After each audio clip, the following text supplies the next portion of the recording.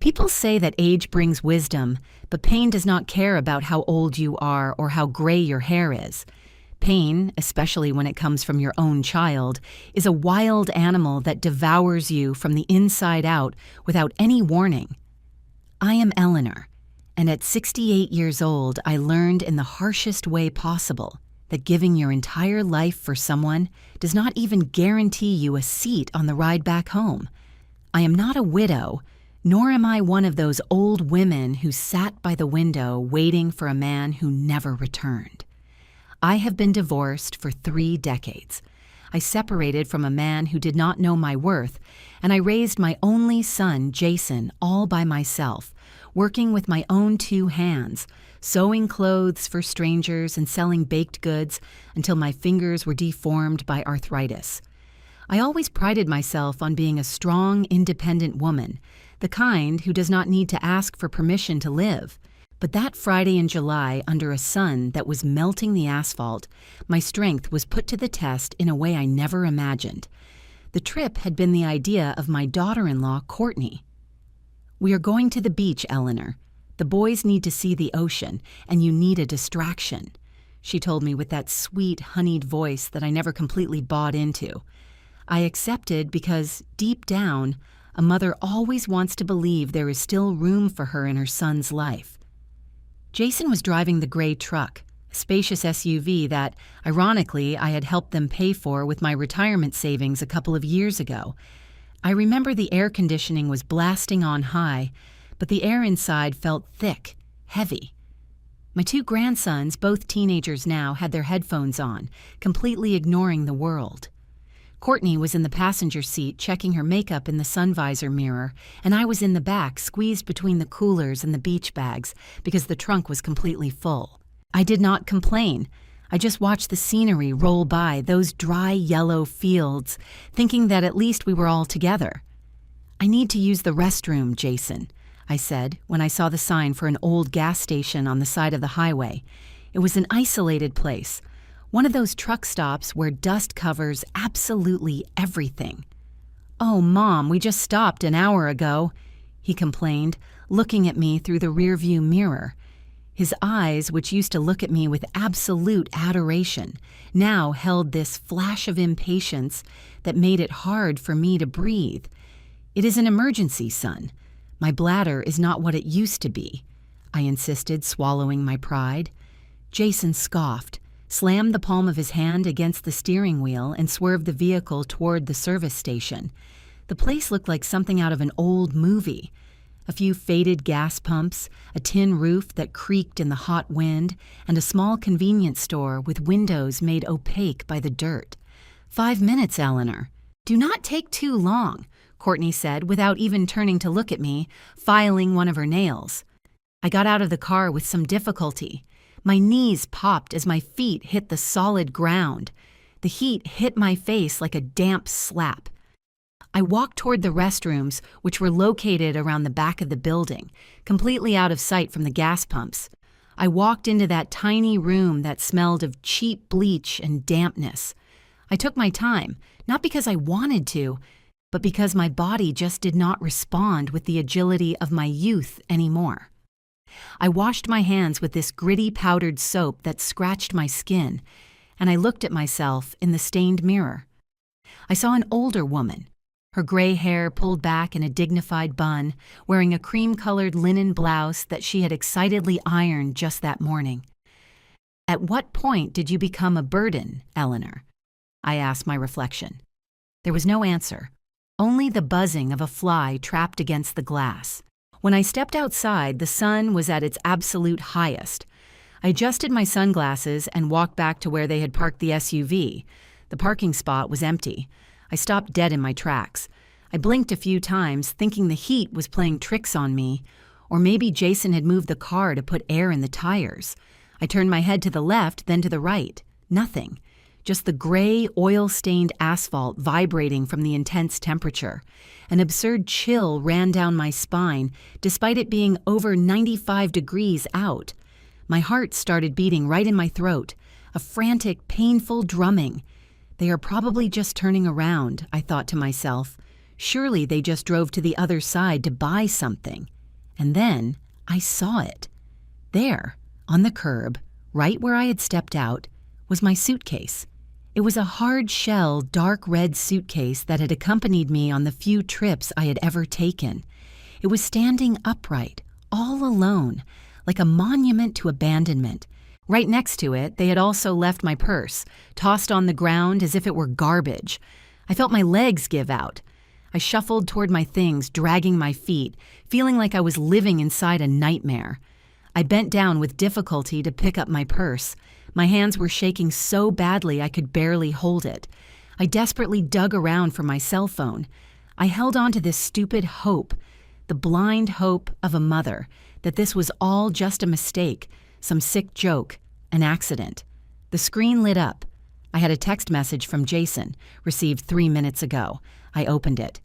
The black letters on the white background pierced my eyes like needles. "Mom, I am sorry. We are just too cramped with all the kids' things, and honestly, the mood gets really tense with you in the car. It is better if you take a bus. They pass by there all the time. We will see you at the beach house. I left your suitcase so you do not have to carry the extra weight. Kisses." I read the message once, twice, 3 times. Too cramped. Take a bus. The world came to a complete stop. The roar of the truck speeding by on the highway faded into a distant hum. I did not scream. I did not cry. I just stood there, standing under the unforgiving sun, holding the phone in my hand, my soul shattered into 1,000 pieces. Cramped? In a vehicle with 3 rows of seats? Tense with me in there? I had not said a single word in 200 miles, except to ask to use the restroom. Me, the woman who had made the sandwiches they were eating right now. Me, the one who cleaned up Jason's vomit when he was a little boy, who worked while sick, who sacrificed my own dreams of going to college just so he could become a professional. The real betrayal was not the physical abandonment, it was the premeditation. They had to get out of the car while I was in the bathroom.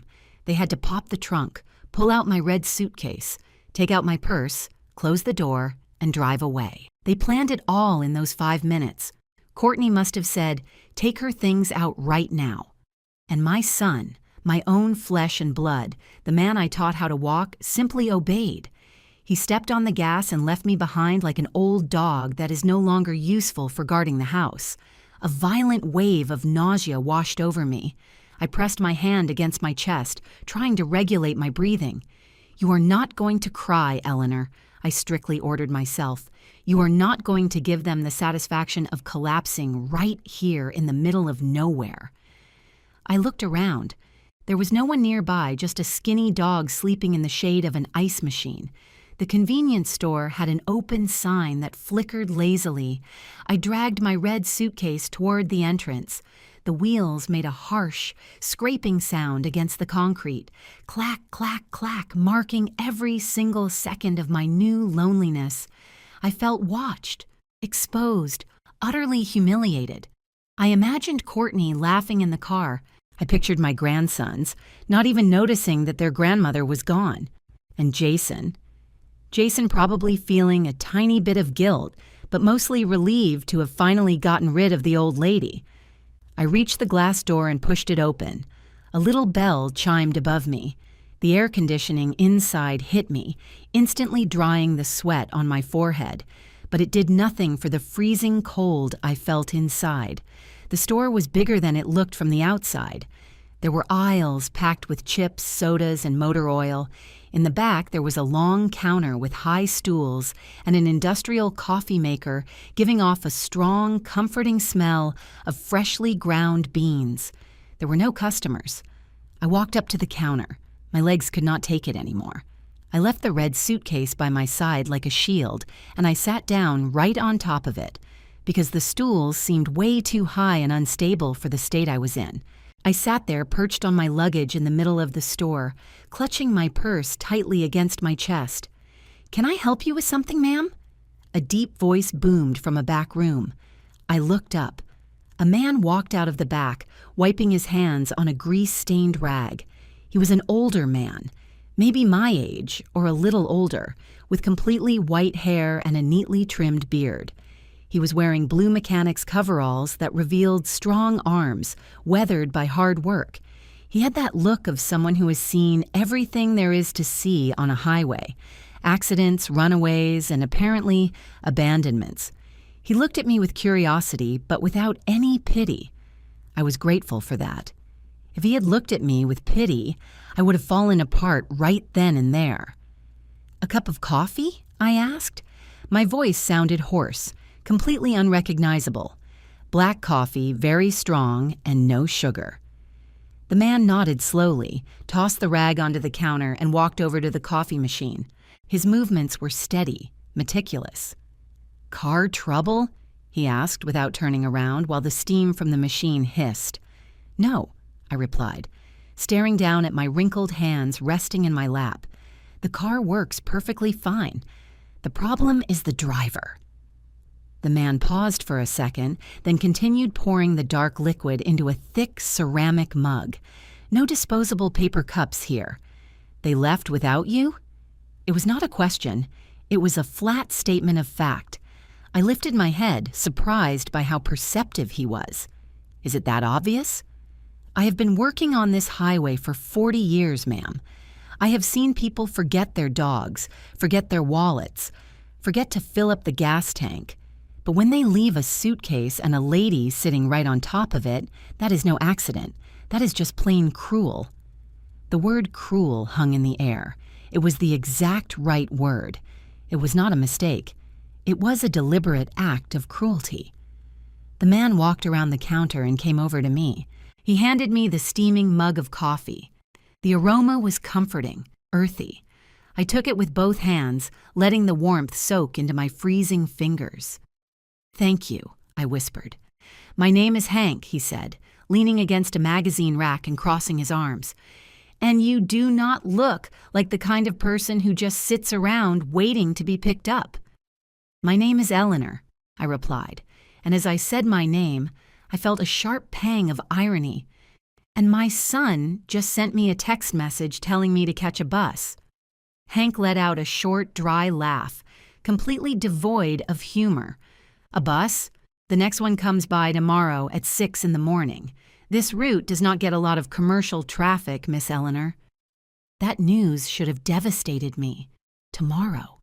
I would have to spend the night here, all alone with no transportation, abandoned by my own blood in the middle of a desert of indifference. But strangely enough, instead of fear, all I felt was absolute clarity. A cold, calculating fury started blooming in the pit of my stomach, pushing the pain aside. I took a sip of the coffee. It was bitter, strong, absolutely perfect. It woke up the brain cells that the shock had completely numbed. I thought about Jason pulling up to the beach house. That house was in my name, even though they always acted like they owned the place. I thought about the spare keys I had sitting right there in my purse. I thought about the documents locked in the safe in my bedroom back in the city. For years, I had been the devoted mother, the divorced woman who made herself small just so her son could feel big. I was the one who kept my mouth shut in the face of Courtney's disrespectful comments, all just to keep the peace.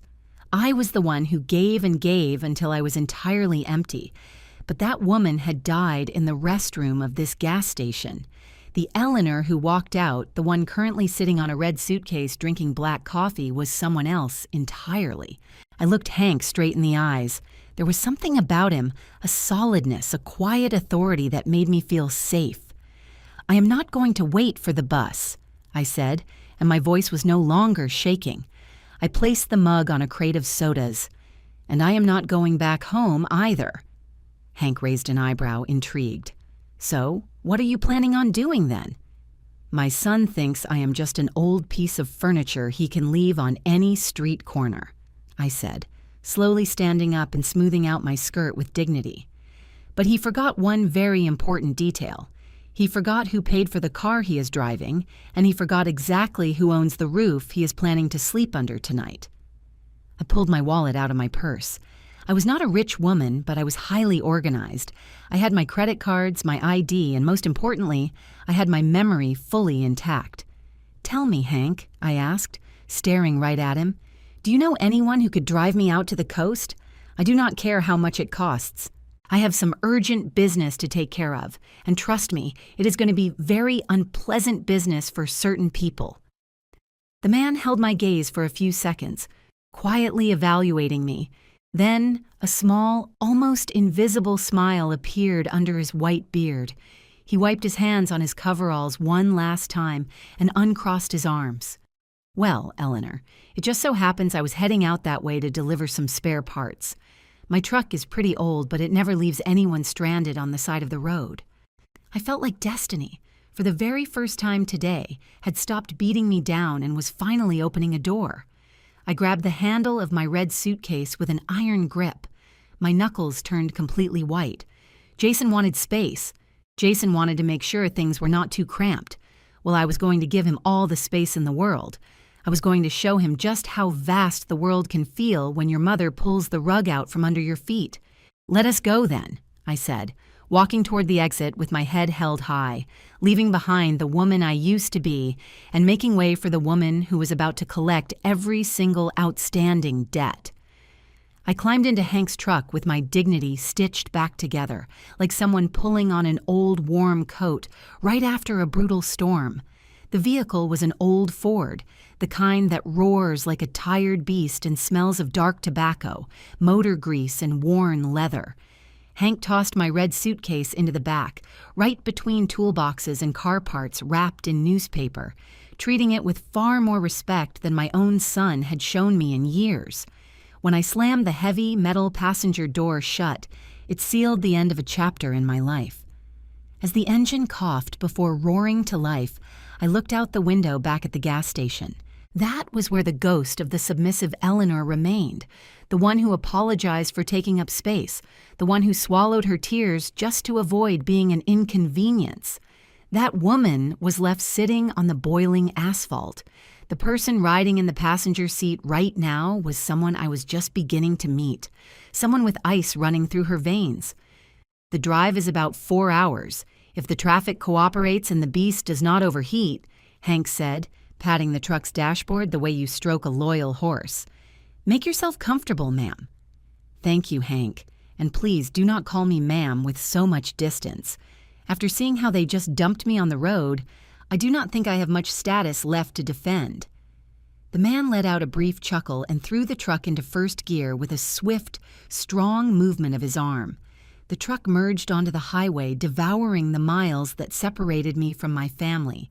For the first hour, silence reigned in the cabin. It was not an awkward silence, but a necessary one. I needed to think. I needed to rewind the movie of my life to pinpoint the exact moment I lost control. I watched the telephone poles fly by like fast arrows, and each one brought back a memory, a red flag that I had foolishly ignored at the time. I remembered last Christmas, when Courtney suggested we eat out at a trendy restaurant, where the music was so loud we could not even hear ourselves speak.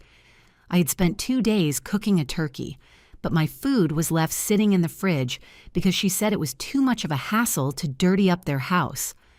I remembered when Jason borrowed money from me to buy new tires for his car, money that never found its way back to me, but that I later saw transformed into a brand new watch on my daughter-in-law's wrist. "Do you know what hurts the most, Hank?" I said suddenly, breaking the quiet. My voice was completely steady, without a single tremor of crying. He glanced at me out of the corner of his eye, never taking his focus off the road. "Being abandoned? No. What hurts the most is my own blindness. It hurts that I saw all the signs and actively chose to look the other way. I thought that if I just gave more, if I was more generous, if I made myself smaller, they would love me more. But it turns out, the lower you bow down, the easier it is for them to step right on your neck." Hank nodded, chewing on a wooden toothpick he kept in the corner of his mouth. "A mother's love can act like a very thick blindfold sometimes, Eleanor, and some kids are just born with a dried-up heart. It is not your fault that you kept watering a plant that was already dead at the roots." His words were a soothing balm, but they were also a wake-up call. A dead plant. That was exactly my relationship with Jason.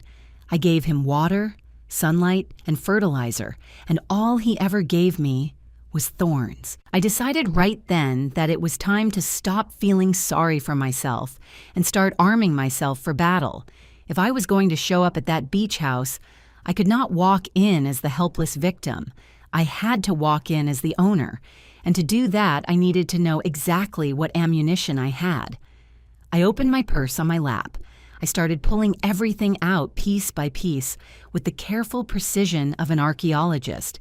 There was my coin purse, my blood pressure medication, a wooden rosary my mother gave me before she died, and a thick manila envelope folded right down the middle. I stopped dead when I saw the envelope. I had completely forgotten about it in the chaos of packing for the trip. Courtney had called me 2 days prior using that rushed, urgent tone she always put on whenever she needed something. "Mother-in-law, please bring the deed to the beach house and the insurance papers. They are saying there might be some zoning changes, and we need to have everything handy just in case an inspector shows up. Do not forget, it is for your own good." For my own good. I pulled out the envelope and untied the red string holding it shut. My fingers, deformed by years of sewing, moved with an agility I thought I had lost forever. I pulled out the documents. The thick stamped notary paper clearly stated the facts. Sole owner, Eleanor Davis. But there was something else. Tucked right behind the deed, I found a document I had absolutely no memory of putting in there. It was a draft printed on standard copy paper, missing any signatures. I read it, and as my eyes scanned the legal jargon, the blood rushed straight to my head, hot and pulsing. It was a living trust transfer. A transfer of the property, completely free of any liens, straight into the name of Jason Davis, with a lifetime use clause for me. But down in the fine print, it specifically stated that my right to use the home could be fully revoked if the donor's mental health was ever compromised. I felt a dry wave of nausea hit the pit of my stomach. "What is wrong?" Hank asked, noticing how I had suddenly gone pale. "They were not taking me on vacation," I whispered, my voice thick with absolute rage. "They were taking me to the slaughterhouse." I explained to him exactly what I was holding in my hands. Their entire strategy laid itself out in front of me with brutal clarity. The trip, Courtney's heavy insistence, the tense environment in the car, leaving me stranded at the gas station, it was all part of a highly calculated psychological pressure campaign. They wanted me to feel old, utterly useless, and dependent. They wanted to break me down so that, by the time I made it to the beach, I would sign that paper as an act of love or pure surrender, genuinely believing that they would take care of me. Even that mental health clause. If I ever made things difficult for them, they could just declare me senile and keep absolutely everything. The abandonment at the gas station was not a mistake. It was a punishment. A stark look at what happens to you if you do not obey us. They fully expected me to arrive on a bus tomorrow morning, terrified, starving, and overwhelmingly grateful that they even opened the door for me, ready to sign whatever they put in front of me, just so I would never be left alone again. "They are vultures," Hank said, gripping the steering wheel so tight his knuckles turned bone white. "Pardon my language, Eleanor, but your son and your daughter-in-law are absolute pieces of trash." "They are," I admitted, and for the very first time in years, I did not feel the slightest urge to defend Jason. "But they made a miscalculation, Hank. A very serious mistake." "What is that?" "They left the papers with me, and they gave me plenty of time to actually read them." I carefully placed the documents back into the envelope, but this time I did not do it like a frightened little old lady packing away her treasures. I did it like a 4-star general securing battle plans. I kept digging through my purse. I found my spare key to the SUV. Jason was constantly losing his keys, so I, being the cautious mother I always was, had kept a copy on my own keychain just in case. I watched it gleam under the fading afternoon light pouring through the windshield. "Hank," I said, turning to look at him, "that SUV they are driving. Do you happen to know whose name is on the auto loan?" He glanced at me, and a sly smile broke through his gray beard. Let me take a wild guess. Is it in the name of the lady who sews clothes for strangers to pay for other people's spoiled whims? Exactly.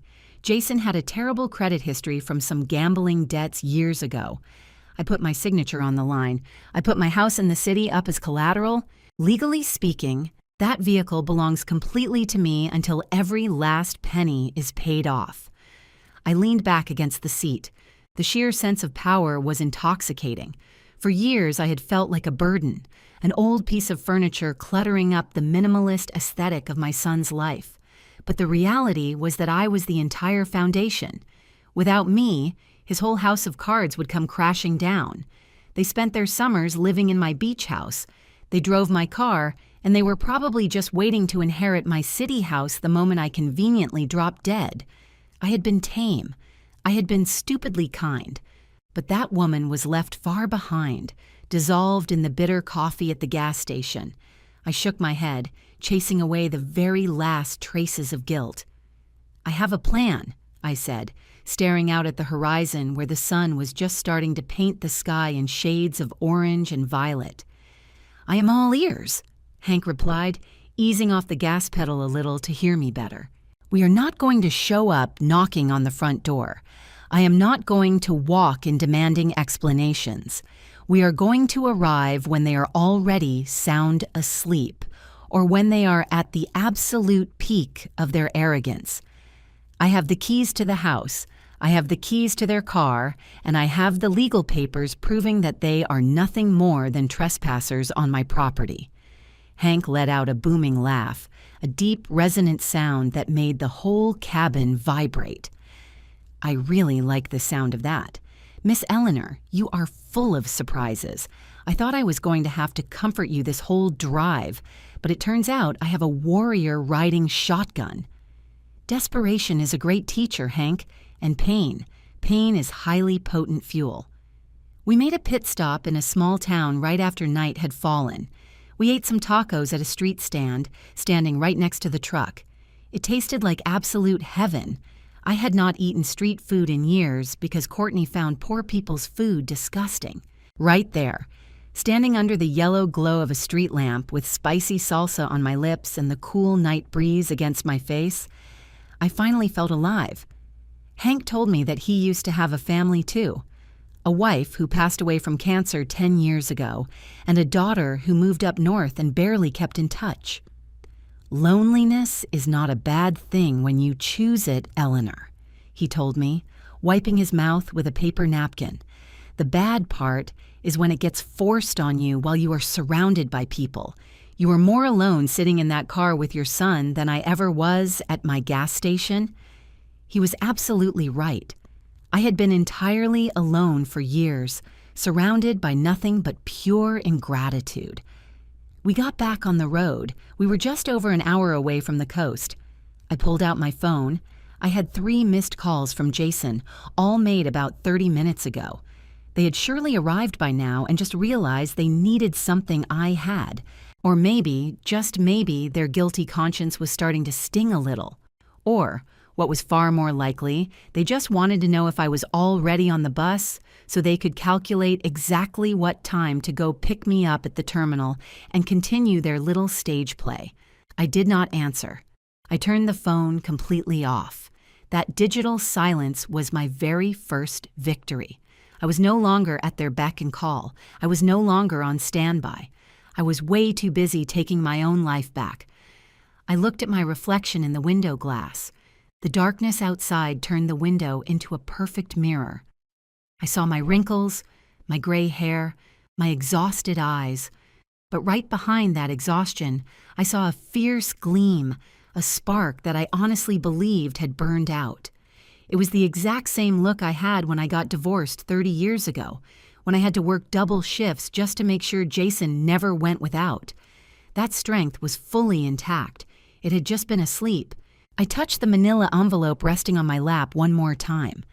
"Hank," I said softly, "tell me, when we get there, could you stick around for just a little bit? I do not want you to step in. This is something I have to handle all on my own. but I would really like knowing there is one decent person nearby. I am not moving an inch until you give the word, boss. And if you need me to change the locks on that house, I brought my entire toolbox." I smiled in the pitch black of the truck. Destiny had taken away an ungrateful son, but it had placed a guardian angel wearing grease-stained coveralls right in my path. The green highway sign announced Miramar Beach, 6 miles. My heart skipped a beat, not out of fear, but out of pure anticipation. I pictured the whole scene. They would be eating dinner, maybe drinking some wine, laughing about the crazy old grandmother who missed out on the trip. They had absolutely no idea that Grandma was not arriving on some dusty commuter bus. She was arriving in an old beat-up truck, fully loaded with truth and justice. I closed my eyes for just a second and prayed. I did not pray for patience. I was completely fresh out of that. I prayed for perfect aim. I prayed that my words would strike as true as arrows. "Step on it a little, Hank," I said, opening my eyes and locking my gaze on the dark road ahead. "I really want to get to my house. I have a lot of trash I need to take out." The salty breeze of Miramar had always been my personal medicine, a soothing balm that cleansed my lungs and my soul every single summer. But tonight, as Hank's old Ford crept down the packed sand streets of the neighborhood, the ocean air tasted like rust and deep betrayal. "Drop me off right here on the corner," I whispered to Hank, pointing toward the heavy shadow of a leafy almond tree that completely blocked the light from the street's only lamppost. "I do not want them seeing your truck just yet. The element of surprise is the only advantage I have." Hank killed the engine smoothly, avoiding that loud final rattle the beast usually made. He turned to face me, and in the dim light of the cabin, his eyes shone with a mix of deep concern and total respect. "Are you sure about this, Eleanor? I can walk in there with you. A man holding a heavy lug wrench usually calms things down real fast." "No," I replied, unbuckling my seatbelt. "This is strictly between them and me. I need to see the look on their faces right when they think they have won. I need them to completely take their masks off before I take off mine. You just wait right here. If you see that I have not texted you in an hour, then you can come in, knocking down the door." Hank nodded, leaning back against his seat. "I will be right here watching like a guard dog. God go with you, Miss Eleanor." I climbed out of the truck. My feet touched the loose sand of the street, and I felt this strange, powerful connection to the earth. I dragged my red suitcase, the silent witness to my misery, and walked the 50 yards that separated me from my property. The beach house was not some massive mansion, but it was mine. Every single brick, every window pane, and every floor tile had been paid for by my sleepless nights, sewing quinceañera dresses and tailored suits. As I got closer, I noticed every single light in the house was blazing. There was none of that quiet, respectful intimacy of a family resting for the night. There was a blatant waste of energy, a shameless, raging party.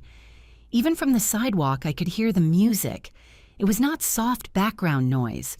It was that heavy, pounding reggaeton my grandsons loved, blasting at maximum volume, making the glass in my living room windows actually vibrate. I stopped right in front of the wooden front gate. The gray SUV was terribly parked in the driveway, taking up 2 spots, with the driver's side door left wide open, as if the owner was in such a frantic rush to get inside and enjoy himself that he completely forgot about basic security. I pulled out my set of keys. My hands, which had been violently shaking at the gas station just hours before, were now as steady and cold as steel. I turned the key in the pedestrian gate's lock. The mechanism, perfectly greased because I maintained it myself every season, gave way without making a single sound. I stepped into the garden. The smell of grilled meat hit me immediately. They were using my barbecue. I walked down the flagstone path, staying hidden behind the overgrown bougainvillea bushes. I peeked through the large living room window before walking inside. What I saw turned my stomach even more than the black coffee from this morning. Jason was sprawled out on my absolute favorite sofa, the floral-patterned one I took such meticulous care of, with his feet propped up on the coffee table. He had not even bothered to take off his sand-covered shoes. He was holding a beer and laughing his head off at something Courtney was saying. And her, my precious daughter-in-law, was parading around the kitchen wearing one of my silk robes. It was a beautiful peach-colored robe that I kept strictly for special occasions, and she had just dug it right out of my closet without asking. My grandsons were each slouched in an armchair, glued to their cell phones, entirely ignoring the chaos around them. "I am telling you, it was for the best," Courtney was saying, her shrill voice cutting right through the glass. "This is how she learns. Tomorrow, when she rolls up in that third-class bus, she's going to be so tamed that she will sign absolutely anything just for a glass of water." "I do not know, Court," Jason replied, taking a long chug of his beer. "I feel kind of bad. Mom is getting old. She was probably really scared." "Oh, please, Jason, your mother is a total drama queen. She probably played the victim for some gas station attendant and is already fast asleep on a bench somewhere. The only thing that matters is that we get the notary stuff handled tomorrow. Remember, we need that signature to get the business loan approved. If she stays as the owner, they are never going to approve us for anything because she is retired." There it was, the absolute confirmation. It was not just about taking the house. They wanted to mortgage it for one of Jason's foolish business ventures that always ended up failing. They wanted to wring my life's work dry until there was nothing left.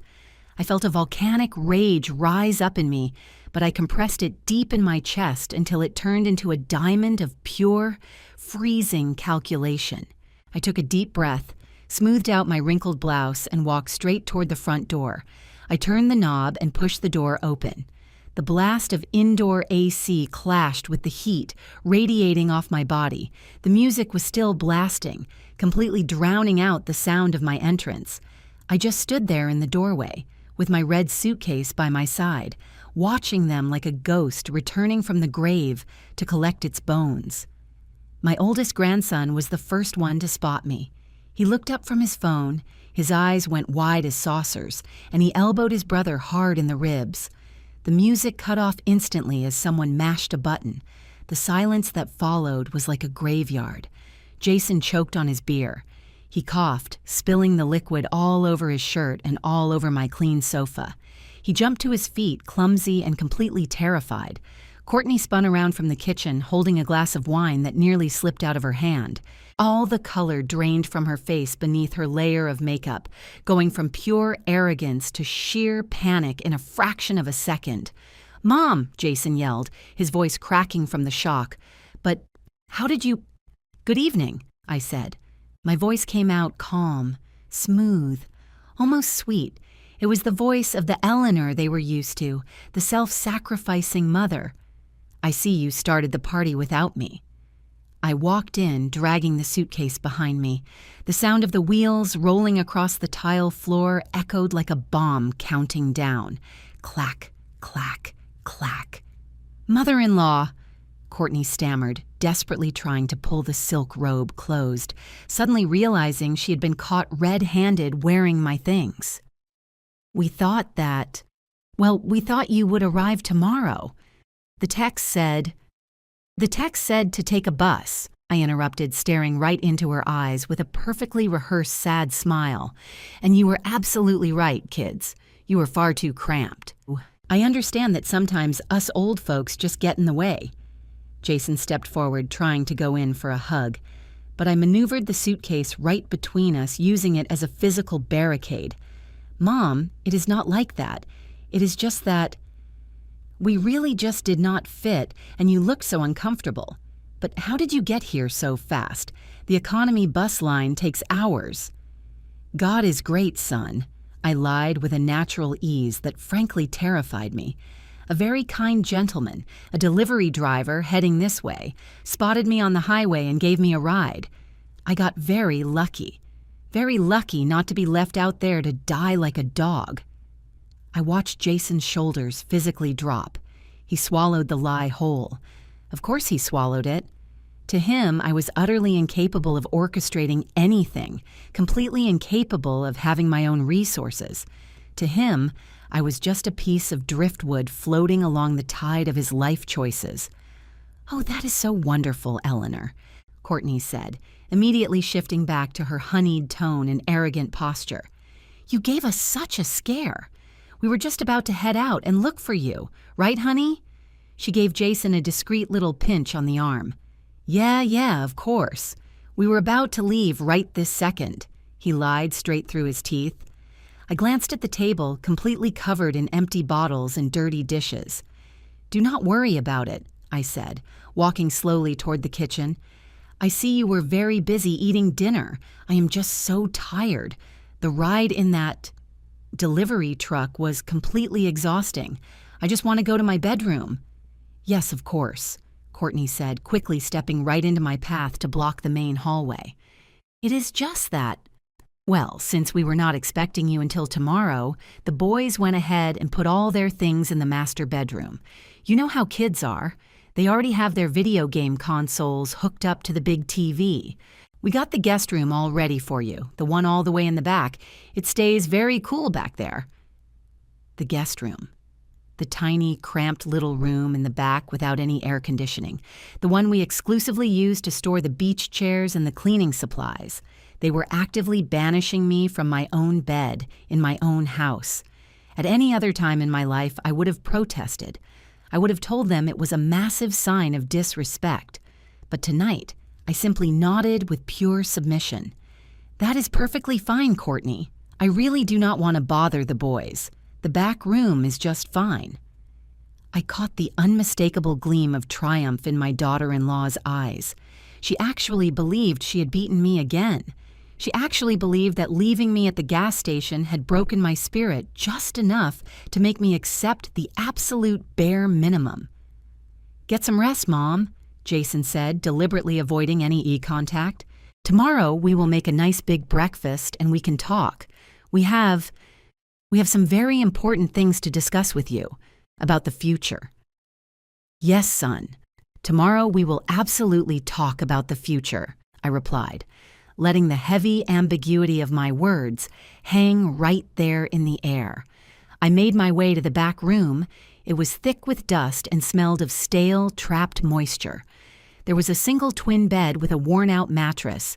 I dropped my suitcase, closed the door, and for the very first time in hours, I smiled. A predatory, wolf-like smile. I did not lay down. I had absolutely no intention of sleeping. I waited in the pitch black, sitting right on the edge of the mattress, just listening. I heard them turn down the volume of the music, but I could hear them keep drinking. I heard their nervous laughter, their quiet whispering. "I told you she was not going to be a problem," Courtney was saying. "She is old and tired. Tomorrow morning we slide the papers right in front of her with a good breakfast, and she will sign them without even reading." "I still feel bad, Court," Jason was saying, but his voice was thick and sloppy from all the alcohol. "Do not be a coward. It is for her own good. We will manage this place so much better. Her brain is just not working right anymore." I waited 1 hour, then 2. When a heavy, alcohol-induced silence finally draped itself over the entire house, I knew my moment had arrived. I slipped off my shoes so I would not make a single sound. I opened my bedroom door with extreme, calculated caution. The house was bathed in shadows, lit only by the pale moonlight spilling through the large windows. I crept toward the living room. Jason had passed out right on the sofa, snoring loudly with his mouth hanging wide open. A truly pathetic image of the man I had once carried in my arms. Courtney and the boys had clearly retreated to the bedrooms. I moved through the house like a shadow. I slipped into the kitchen. Right there on the counter, sitting right next to the house keys, were the keys to the SUV. I grabbed them. The cold metal resting in my palm filled me with a deep sense of security. I slipped out the back service door into the yard. The night air was crisp. I walked out to where the truck was parked. I carefully pulled open the driver's side door. I dug through the glove compartment. The insurance papers and the vehicle registration were sitting right there, all in my name. I also found a leather wallet that Jason had left behind. I opened it. It held several credit cards, which were probably entirely maxed out, and a piece of folded paper. I unfolded it under the harsh light of my cell phone screen. It was an appraisal slip from a pawn shop. They had been getting quotes on my jewelry. The jewelry I kept locked in the safe in the master bedroom. I felt a sharp stab in my heart, but I completely ignored it. There was no room left for pain anymore, only room for strategy. I shoved the keys to the SUV deep into the pocket of my skirt. They were absolutely not going to find them tomorrow. I slipped back inside. I walked over to where Jason was fast asleep. I stared down at him for a long moment. He looked so incredibly helpless, just like a little boy. But little boys grow up, and some of them grow up entirely crooked. "Sleep well, son," I whispered, "because tomorrow you are going to wake up in a very different world." I walked over to the pantry. I knew exactly where Courtney hid the folder containing the documents they wanted me to sign. I reached right behind the cereal boxes, and there it was, a blue folder. I pulled it out and took it straight to my room. I turned on a small lamp and read the final document. It was even worse than the draft. It was a complete transfer of rights, claiming administrative incapacity on my part. They wanted to declare me legally incompetent just so they could take absolutely everything away from me. I pulled out my phone. I had a text message from Hank. "Everything okay, boss? The Beast and I are still parked right here," he wrote. "Everything is perfect," I replied. "The mouse fell right into the trap. Come by at 8 in the morning. Bring your toolbox. We are going to need to change some locks very quickly." I spent the rest of the night wide awake, sitting on that rock-hard bed, going over my plan, every single word I would say, every gesture. I was going to make them the best breakfast of their entire lives. I was going to play the perfect mother, the loving grandmother. I was going to fatten them up with pure confidence and heavy carbs. When the sun started to rise, painting the sky a pale pink, I finally got up. I splashed my face with freezing cold water. I looked at myself in the mirror. The dark circles under my eyes were definitely there, heavy and deep, but my eyes held a gleam of pure stainless steel. I put on my best summer dress, a white one with blue flowers that made me feel entirely dignified. I pinned my hair up. I put on a little bit of lipstick. I walked out to the kitchen. I started making noise, a whole lot of noise. I whisked eggs. I chopped up fresh fruit. I got the coffee maker brewing, the aroma of freshly brewed coffee, my coffee bought with my own hard-earned money, flooded the house, acting as a scent alarm for anyone still asleep. Jason appeared first, dragging his feet, his eyes puffy and his hair a total mess. "Mom," he asked, squinting against the bright morning light, "what are you doing up so early?" "Good morning, sweetheart," I said, pouring him a steaming mug of coffee with a radiant smile. "I am making a huge platter of bacon and pancakes, your absolute favorites. Sit down. You look like you had a very long night." He sat down, clearly confused by my sudden energy and cheerful mood. He eagerly gulped down the coffee. "Thanks, Mom. Hey, about yesterday." I silenced him gently, placing a big plate of fruit right in front of him. "Let us not talk about sad things. We are at the beach. We are here as a family. That is the only thing that matters, right?" Courtney walked out shortly after, still entirely wrapped up in my silk robe, looking completely miserable. She was caught off guard when she saw the fully set table, the freshly squeezed orange juice, the absolute feast in front of her. "Wow," she said with thick sarcasm. "It looks like somebody slept just fine despite everything." "I slept wonderfully, dear," I lied. "A clear conscience really is the best pillow. Sit down. I made you some scrambled eggs exactly the way you like them." They sat at that table like dethroned royalty, who just did not know it yet. They ate like they were starving. I just watched them without taking a single bite, solely sipping my black coffee. I poured them more juice. I passed them the napkins. I was playing the absolute perfect hostess, the perfect servant.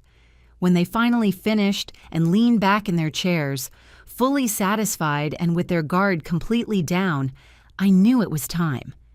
"Kids," I said, folding my hands together on the table. "I did a lot of thinking last night. I thought about what happened at the gas station." Jason instantly tensed up. Courtney dropped her fork. "Eleanor, we already told you that," she started. "Let me finish, dear." I cut her off smoothly but with absolute firmness. "I realize that you both are completely right. I am getting older. I get tired very easily now. And maybe, just maybe, it is time for me to stop worrying about so many things. About managing the properties, paying the bills, dealing with the car." Courtney's eyes lit up like two shiny gold coins. Jason sat up straight in his chair. "Do you really mean that, Mom?" he asked, full of hope. "Yes, Jason. I think it is time to make some changes. Some very important changes. In fact..." I took a dramatic, theatrical pause, looking out the window at the blue ocean. Last night, I found some papers in the pantry, a blue folder. Courtney practically choked on her own saliva. "Oh yeah, that," she stammered. Those are just some rough drafts we wanted you to take a look at. Just to help you out, mother-in-law, so you do not have to carry such a heavy burden." "I know," I said, smiling with a sickening sweetness I did not actually feel. "I read them all, and I think it is an excellent idea that we legally define who owns what and who is truly in control of this family." I stood up slowly and walked over to the pantry. I pulled out the blue folder. I placed it right in the center of the table, between the leftover pancakes and the empty coffee mugs. "Do you happen to have a pen?" I asked. Jason practically fell out of his chair in his rush to pull a pen out of his pocket. Courtney was grinning from ear to ear, a triumphant, predatory smile. They fully believed they had won. They thought the foolish old lady was about to sign her own social and financial death warrant. "Here you go, Mom," Jason said, handing me the pen with a trembling hand. I took the pen. I gently stroked the paper. "Before I sign anything," I said, glancing up at the wall clock. It was exactly 8 in the morning. "There is just one tiny detail I would like to clear up. A little clause that I think is missing from this contract." "What clause?" Courtney asked, suddenly impatient. "We can just add it later. Do not worry about it. Just sign right here first." "No, dear. It is a clause regarding the legal ownership of the vehicle and exactly who has the right to stand under this roof." At that precise moment, the front doorbell rang. A long, insistent ring. Jason frowned deeply. Who could that be at this hour? "I will get it," I said, placing the pen back on the table without signing a single thing. "I believe it is the locksmith." "The locksmith?" Courtney asked, completely confused. "Why on earth would we need a locksmith?" I turned back to face them before walking to the door. My sweet, sugary smile vanished completely, replaced by a face carved out of cold stone. "Because somebody lost the keys to their life, Courtney, and I am going to make absolutely sure they can never get back inside." I walked toward the door while they sat frozen at the table, desperately trying to process my words. I swung the front door wide open. Hank was standing right there, punctual as a Swiss watch, holding his red toolbox in one hand and a look of pure determination in his eyes. Parked right behind him, completely blocking the SUV from leaving the driveway, was his beat-up Ford. "Good morning, Miss Eleanor," Hank said with a booming voice, making sure it carried all the way into the dining room. "Are we starting with the front door or the garage?"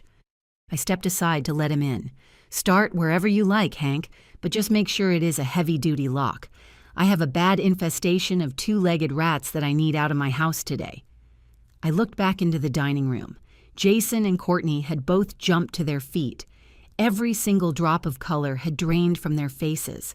The trap had slammed completely shut. And I, Eleanor, the woman they forgot at a dirty gas station, had my finger resting right on the trigger. The sound of Hank's heavy work boots hitting the immaculate tile of my living room was the first hammer blow that shattered the glass bubble my son and his wife lived inside. It was a heavy, rhythmic sound, the sound of harsh reality crashing an uninvited fantasy party. Jason practically launched himself out of his chair as if he had a spring under him, with his cloth napkin still tucked into the collar of his shirt. His face was a living portrait of utter confusion and poorly hidden outrage. Courtney, meanwhile, crossed her arms, clutching the lapels of my silk robe tightly against her chest, as if she suddenly felt a freezing chill that had nothing to do with the air conditioning. "What is the meaning of this?" my daughter-in-law demanded to know, using that shrill voice she usually reserved for scolding service workers. "Eleanor, who is this man, and why is he just walking into our house?" "Your house?" I repeated in a low whisper, savoring the words as if they were sour candy. "You said our house, Courtney. What a fascinating choice of words." Hank did not even pause. With a calm, blue-collar professionalism that I deeply admired, he walked right up to the front door, dropped his red toolbox onto the floor with a loud metallic clank, and pulled out an electric screwdriver. The loud buzz of the tool as he tested it in the air sounded like a direct warning. "Mom, please!" Jason intervened, taking a step toward me with his hands held out in a begging gesture. "You are scaring the boys. Tell this man to leave. We need to sign those papers, remember? For our future." I glanced over at my grandsons. They were standing in the hallway, their eyes glued to their screens, but their ears were fully perked up. They were not scared. They were highly entertained. To them, this was just another adult drama, just another boring television episode.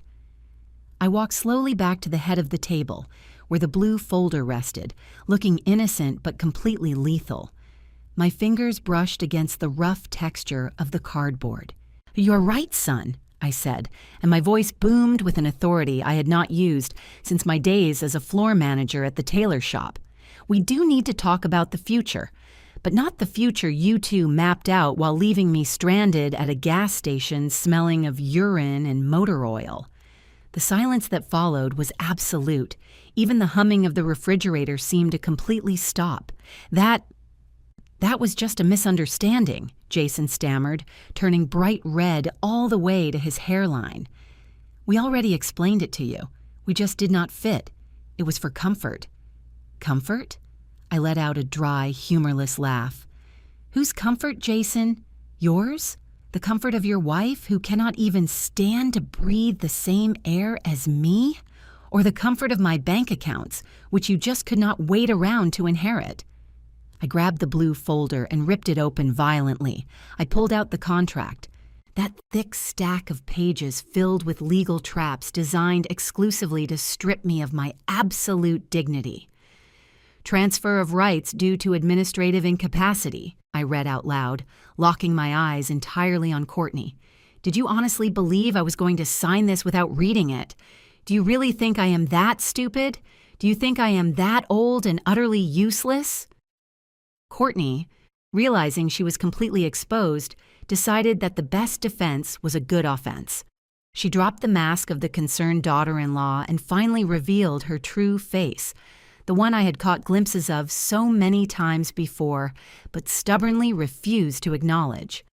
"Well, maybe you are, Eleanor," she spat out, taking a very aggressive step forward. "Look at yourself. You are totally alone. You are getting old, and you do not know how to manage your assets anymore. Jason just wants to protect what rightfully belongs to his children. If you were actually a good grandmother, you would have just signed it all over to us while you were still alive instead of clinging to your things like a selfish old hoarder." "Courtney!" Jason yelled, clearly terrified by his wife's brutal honesty. "Shut up, Jason!" she screamed back at him. "I am done beating around the bush. Your mother needs to understand that her time has completely passed. We need this house, and we need it as collateral for the business loan." I felt the blood boiling in my veins, but it was not the hot, chaotic blood of uncontrolled anger. It was the freezing lava of an unbreakable resolution. I stood up as tall as my frame allowed. At 68 years old, with my aching knees and my arthritis-deformed hands, I felt much bigger than them. I felt like an absolute giant. "My time has not passed, you insolent little girl," I said, marching straight toward her. Courtney instinctively stepped back. "My time is right now. This is the time where I get to decide exactly who enters and who exits my life. And you two, you just bought yourselves a one-way ticket out." I turned toward the door, where Hank had already completely removed the old deadbolt. The empty hole in the wood looked like a blind eye watching the entire scene play out. "Hank," I called out, "how long is it going to take you to install that new lock?" 10 minutes, Miss Eleanor." "Maybe even less if nobody interrupts me," he added without ever looking up, entirely focused on his screws. "Perfect. You have exactly 10 minutes, I announced, turning my icy glare back to my family.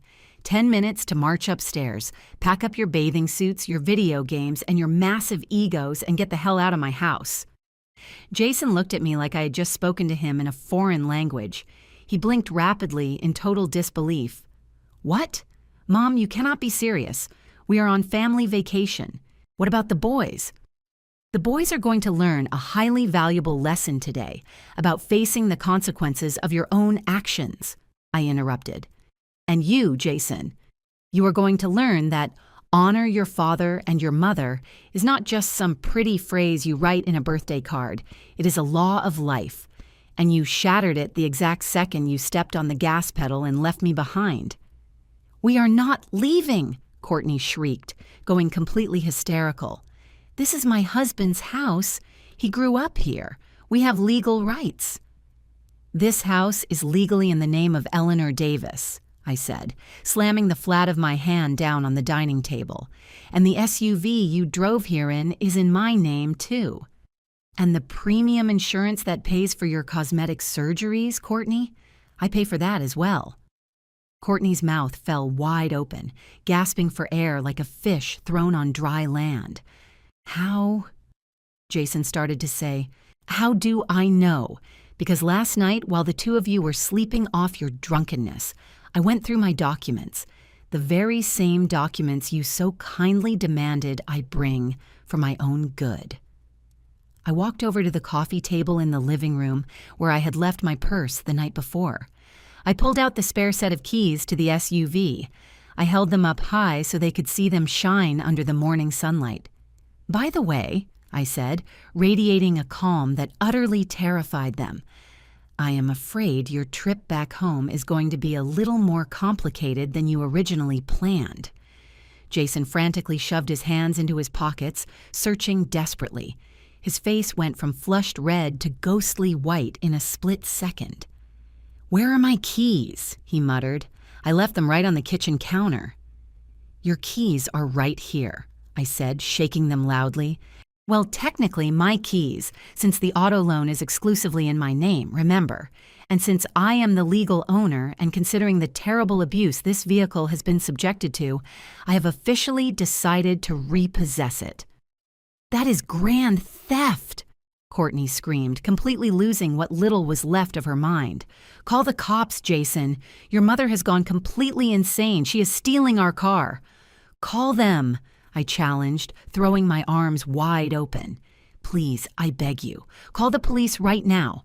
I would absolutely love to explain to the officer why there is an attempted case of notary fraud sitting right on my dining table, and exactly why you abandoned a senior citizen on a federal highway without a single resource.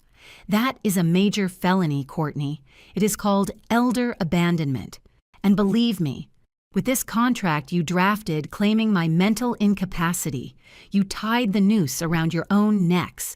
If I am incapacitated, you are my highly negligent caretakers. And if I am fully capable, then you are nothing but cheap scam artists." Courtney went completely mute. Her brain, perfectly trained to manipulate social circles and neighborhood gossip, simply could not process the massive legal disaster they had just walked into. Jason, however, understood it perfectly. I saw pure, unadulterated fear in his eyes.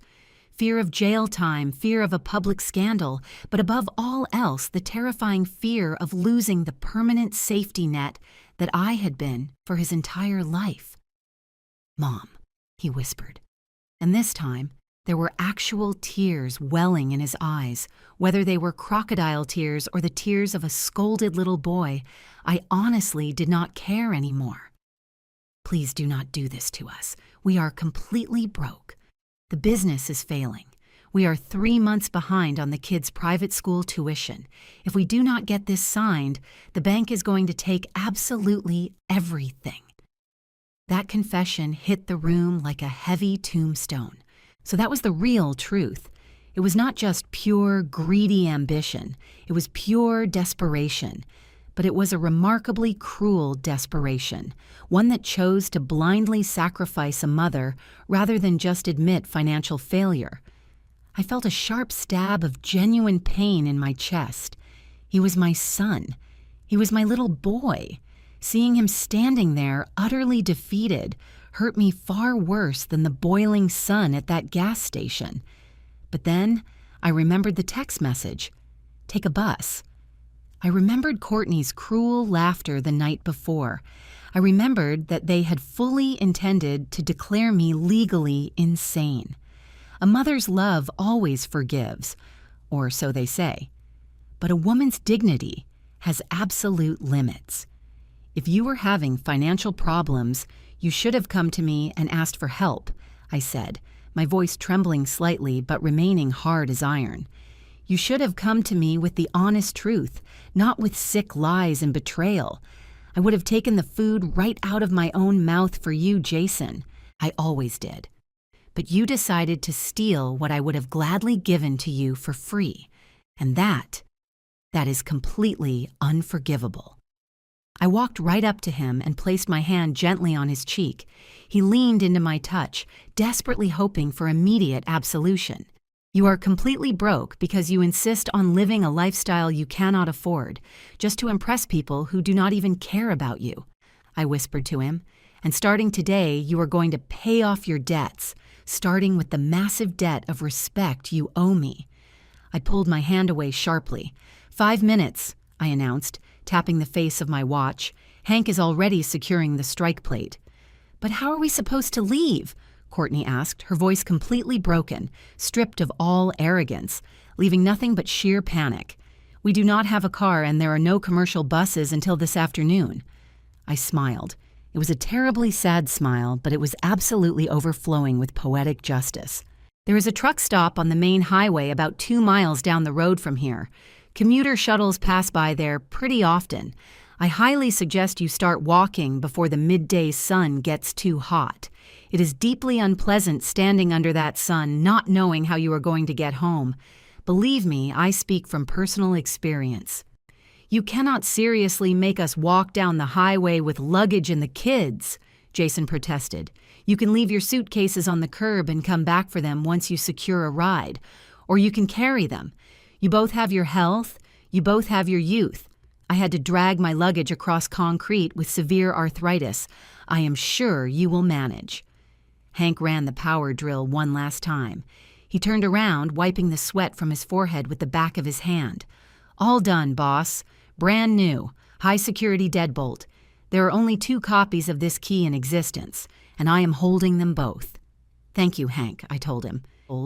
Please, escort our guests to the exit and make absolutely sure they do not take a single thing that is not clothing. No house electronics, and definitely none of the wine bottles from my cabinet. Jason looked at me one last time. He was desperately searching for his mother, looking for the sweet, submissive Eleanor, but she was entirely gone. Standing there was only me, a divorced, hard-working woman, the absolute master of her own destiny, looking down at him from the towering height of my newly recovered dignity. Let us go, Jason told his wife, his voice completely hollowed out. Courtney opened her mouth to protest one more time, but a single glare from Hank, standing by the open door with his thick arms crossed over his chest, immediately changed her mind. They ran up the stairs. I heard shouting, doors slamming, bitter arguments echoing down the hall. I heard my grandsons complaining loudly because they were forced to unplug their video games. "Why do we have to leave? We literally just got here," the youngest one yelled. "Ask your father," Courtney screamed back at him. Exactly 10 minutes later, they marched downstairs. They looked like luxury refugees. Courtney was dragging 2 heavy designer suitcases, probably fake or bought on credit, sweating heavily under her thick makeup. Jason was loaded down with duffel bags and backpacks, keeping his head hung in deep shame. The boys trailed behind them, completely furious, clutching their phones, undoubtedly posting on social media about the massive injustice their evil grandmother was putting them through. They walked right past me without making eye contact. "Goodbye, Mom," Jason mumbled as he reached the front door. "Goodbye, Jason," I replied smoothly. "When you finally learn how to be a real man, you can look for me. But as long as you remain a spoiled little boy, do not ever come back here." Courtney stopped right in the doorway. She shot me a look of pure, distilled hatred. "You are going to die entirely alone, you old witch," she hissed at me. "And when that happens, absolutely nobody is going to show up to your funeral." Those words were designed to cut me to the bone. Years ago, they would have completely destroyed me, but today they bounced off me like tiny pebbles hitting a heavy military tank. "I would much rather be alone than in terrible company, sweetheart," I answered with a serene, unshakable smile. "And do not you worry about my funeral. I already paid for the service in full, with my own money, the exact same money you wanted so badly." Hank took a deliberate step forward, and Courtney bolted out the door toward the sandy street. I watched them walk out of my garden. I watched their fancy shoes sink deep into the loose sand, making it nearly impossible to drag those heavy suitcases. The morning sun was already starting to bite. They were going to sweat. They were going to get completely exhausted. They were going to feel, even if just for a tiny fraction, the absolute helplessness that I had felt. Hank gently pulled the front door shut behind them. The sharp, heavy click of the brand new lock was genuinely the most beautiful sound I had heard in years. It was the absolute sound of freedom. I stood right in the middle of my living room. The silence rushed back in, but this time, it was not an empty, lonely silence. It was a clean, peaceful silence. "Are you okay, Eleanor?" Hank asked, stepping toward me with surprising gentleness. I pressed my hand against my chest. My heart was beating incredibly fast, but with a steady, perfectly healthy rhythm. I felt tears streaming down my cheeks, but they were absolutely not tears of sadness. They were tears of pure relief. It felt like an infected wound had finally been thoroughly drained and cleaned. "Yes, Hank," I said, taking a deep breath of the air in my house, which finally smelled like me and not like them. "I am better than I have ever been." I looked down at the dining table. The blue folder was still sitting there. I picked it up and ripped it straight in half, then into 4 pieces, then into 8. "Do you want me to toss that in the trash?" the mechanic offered. "No," I said, walking toward the back door. "I am going to burn it. I want to watch it turn into ash, exactly like my patients did." I felt incredibly light. I felt immensely powerful. I had lost my family, yes, but I had successfully recovered myself, and that specific trade-off, no matter how painful, was worth every single tear. "Hank," I said, turning to face him with a brand new light in my eyes, "do you like fresh grilled steak?" He smiled, that honest, genuine smile hidden beneath his white beard. "That is my absolute favorite dish, boss." "Well, go wash your hands. I am buying today. And we are going to eat out on the patio, looking at the ocean, like decent human beings, with absolutely no rushing, no lies, and nobody to tell us that we are just in the way." I walked out to the patio and threw the glass doors wide open. The ocean roared in the distance, wild and entirely eternal. I felt exactly like that ocean. I had remained completely calm for a very long time, But when the tide finally rose, I swept away absolutely everything that was no longer serving me. And now, finally, the beach was perfectly clean. The smoke rising from the barbecue grill did not smell like roasted meat. It smelled exactly like liberation. Right there, tossing the torn pieces onto the dying coals that my son had lit just hours before to celebrate his premature victory, I threw in the blue folder. I watched the fire lick the edges of the legal documents, completely blackening the abusive clauses, curling the heavy paper until the word incapacity was reduced to gray ash. It was a highly private funeral for the submissive mother I used to be, and Hank, holding a glass of red wine in his hand, was the sole, deeply respectful witness to that ritual. We ate the grilled steaks out on the patio, facing the water, exactly as I had promised him. The sun was just starting to dip low, painting the horizon in a deep, intense violet that reminded me of the bruises on my soul that were finally beginning to heal. We did not talk much. We did not need to. The sound of the crashing waves and the soft clinking of our forks against the heavy plates was the only background music I required. For the very first time in decades, my food did not taste like rushing or leftovers. It tasted like absolute glory, like something I truly deserved, a basic luxury I could always afford but never actually allowed myself to enjoy. "Do you think they made it back okay?" Hank asked at one point, wiping steak sauce from his beard with a real cloth napkin, not a paper one. "Did they make it?" I replied, taking a very long sip of my wine. "They have strong legs and good health. The only thing they are completely missing is a sense of shame, but luckily that does not add any extra weight to their luggage." I did not feel a single drop of guilt. That was the very first massive surprise of my new life. I fully expected maternal guilt, that toxic old companion that used to whisper in my ear every time Jason cried as a little boy, to show up and completely torment me, but it simply never arrived. In its place, a solid, fresh, and brilliant peace settled right into my chest, shining just like the freshly mopped marble floors of my living room. I didn't find out the true magnitude of what happened that morning from them, but rather from the local town gossip, which always runs much faster than the wind during hurricane season. Mrs.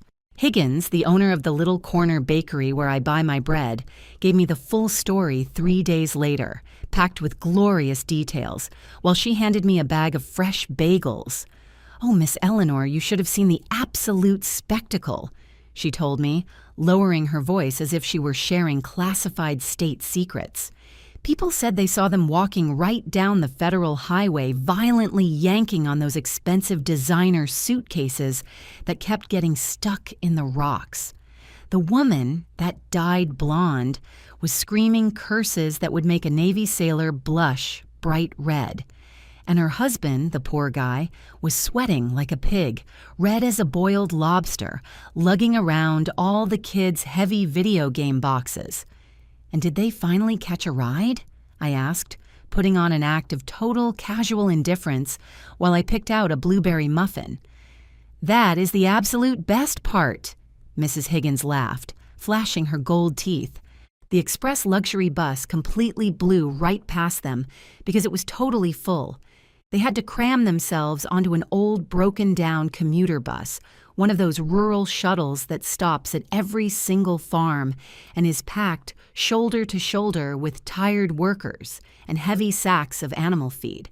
That is exactly what they had to ride, wearing their fancy designer clothes with their noses shoved high in the air, squished right in with the working class. They say your daughter-in-law was actually crying tears of pure rage because she snapped the heel right off her expensive shoe while trying to climb aboard. I smiled. It was not a mocking smile.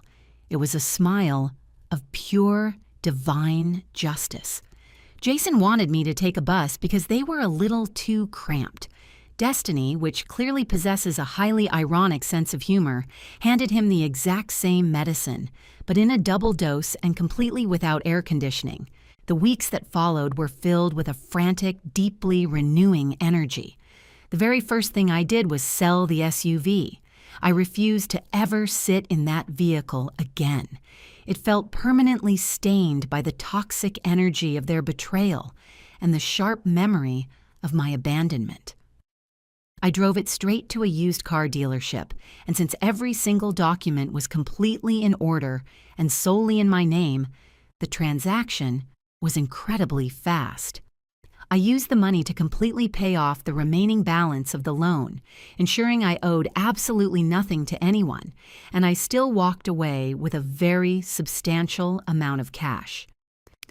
"Buy yourself something you actually like, Eleanor," Hank suggested one afternoon, while he was helping me sand down the door frame of the back guest room. I took his advice. I bought myself a small, compact car, painted in a bright electric blue color that I never would have picked before, because I used to think it was way too flashy for a woman my age. Now, every single time I turn the key, the engine purrs with absolute joy. I also used the money to remodel the beach house. The back room, that damp, depressing little closet where they had fully intended to toss me like a useless piece of garbage, was the very first thing to go. I knocked down the wall facing the garden, installed massive glass windows, and transformed it into my personal sewing studio. But I no longer sew clothes for strangers just to survive. Now I sew whatever I feel like making. Hand-embroidered linen tablecloths, flowing summer dresses for myself, and brightly colored curtains that let the natural sunlight pour right in. Hank became an absolute constant in my life. I did not put any specific label on our relationship, and he never asked for one either. We were not teenagers dating, nor were we just distant friends. We were two veterans of the trenches who decided to deeply enjoy the peace together. He would come over on the weekends, fix any pipes that happened to be leaking, trim back the overgrown bougainvillea, and at night we would play dominoes out on the patio or watch old classic movies on the television, eating massive bowls of popcorn dripping with heavy butter. He taught me that love at 68 years old is not some wild, raging wildfire that burns everything down. It is a sturdy wood-burning stove that gives off a steady, even heat and lasts entirely through the cold night. He taught me that I absolutely deserved to be heard, that my opinions held real weight, and that my hands, even though they were deformed by arthritis, were deeply beautiful because they had built a complete life. Exactly 3 months after the incident, my cell phone rang. It was an unknown number, but my gut instinct screamed at me exactly who it was before I even answered it. "Hello?" I said, keeping my voice completely firm. "Mom." It was Jason. His voice sounded shattered, incredibly distant and very small. I paused for a moment, taking a deep, steadying breath. I looked out toward the garden where Hank was busy setting up a brand new hammock. "Hello, Jason." "Mom, please forgive me for calling you like this, but..." He was sobbing. "I am just so desperate. Courtney left." That specific piece of news did not surprise me in the slightest. Rats are always the very first ones to abandon the ship the second it starts taking on water. "She took absolutely everything she could get her hands on," he continued crying. "She completely emptied our joint bank accounts. She took all the expensive furniture out of the apartment. She even took the massive flat-screen TV. She left me totally alone with all the failing business debts and both of the boys. Mom, I literally have no way to pay rent this month. They are going to evict me." There was a time when hearing those exact words would have immediately triggered my rescue mode. I would have sprinted straight to the bank. I would have pawned all my jewelry. I would have mortgaged my own peace of mind just to save him. But that specific woman was left sitting on a red suitcase at a dirty gas station. "I am very sorry, son," I said, and I genuinely meant it. I was truly sorry that he had to go through that. That sounds like a highly difficult situation. "I desperately need your help, Mom, just a small loan. I swear to God I will pay you back. Or just let me come stay at the beach house for a little while, just until I can get back on my feet. I promise I will not bother you. I will sleep right there in the back guest room." The absolute irony hit me like a physical slap to the face. Now he was begging for the back room, the exact same room he had eagerly exiled me to. "No, Jason," I said. The word came out incredibly soft, but it was as hard as a diamond. "What? You are just going to leave me out on the street? I am your son. You are my son. And you are 40 years old. You have 2 working hands, 2 working legs, and a college degree that I fully paid for by breaking my back over a sewing machine for 20 straight years. You have your health, but I am completely alone." I was completely alone on that highway, Jason, and I was not 40 years old and I did not have my full health, and you left me right there. A heavy, suffocating silence fell over the other end of the line. All I could hear was his ragged, uneven breathing. "I learned exactly how to survive, son," I continued, "and you are going to learn how to do it too. It is genuinely the absolute best gift I can possibly give you right now. If I hand you money, I am just keeping you entirely useless. If I put a roof over your head, I am just keeping you entirely dependent. You have to locate your own inner strength, exactly the way I found mine while sitting on a suitcase under the boiling sun. Mom, please. Go find a job, Jason. Any job at all. Sell that expensive watch you always wear on your wrist. Start entirely from scratch. That is exactly how character is built." "Do you just not love me anymore?" he asked, firing his final bullet, the ultimate emotional blackmail. "I love you so much that I absolutely refuse to continue funding your own self-destruction," I replied. "When you have fully paid off all your debts, when you have secured an honest job, and when you have finally learned how to properly respect the woman who gave you life, then you can come visit me. I will buy you a cup of coffee and we will sit down and talk. But until that day comes, do not ever reach out to me to ask for a single thing." I hung up the phone. I stood there staring at the screen for a few seconds. My hand was shaking. I am not going to lie to anyone.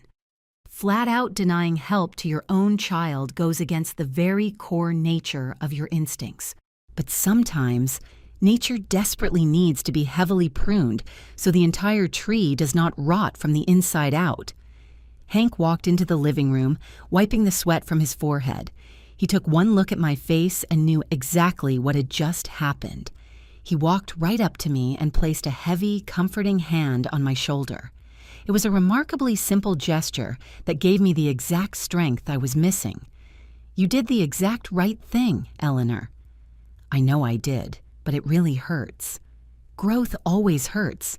You are doing a lot of growing right now, and so is he, even if he is being forced into it." Over time, I eventually learned that Jason was forced to move into a tiny, cramped apartment in a very cheap neighborhood. I heard that he got a blue-collar job working in a large warehouse, loading heavy boxes and running inventory. Deeply physical, demanding labor. I also heard that the boys, since they no longer had expensive video game consoles or high-speed internet, actually started going outside to play basketball at the local park. Slowly but surely, they stopped acting like digital zombies and started transforming into normal, functioning teenagers, perhaps just a little bit more humble. Courtney tried to sue me for moral damages and the illegal misappropriation of a vehicle. Her lawyer, a highly sensible man, practically laughed right in her face when he saw the legal documents proving that absolutely everything belonged to me. She ran off with another man about 6 months later, a wealthy business owner who, according to the rumors, has far less patience for her than Jason ever did. I honestly wish her the best of luck. She is absolutely going to need it.